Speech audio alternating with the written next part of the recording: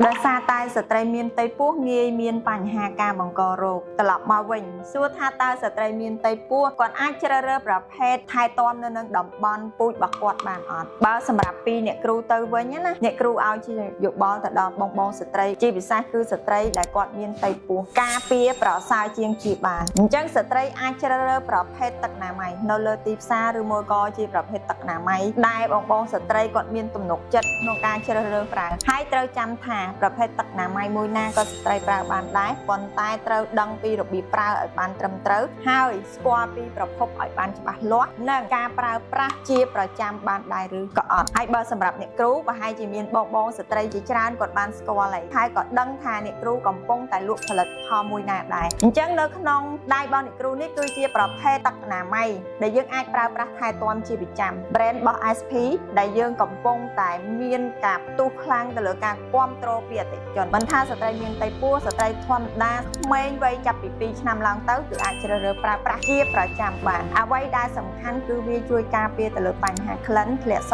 មានរមាស់ផងដែរអញ្ចឹងសម្រាប់បងស្ត្រីដែលគាត់អត់ដឹងថាគួរជ្រើសរើសប្រភេទទឹកណាម័យមួយណាអាចឆាតប្រឹក្សាលំអិតជាមួយនឹងអ្នកគ្រូជ្រើសរើសជាប្រភេទទឹកណាម័យថែទាំជាប្រចាំបាន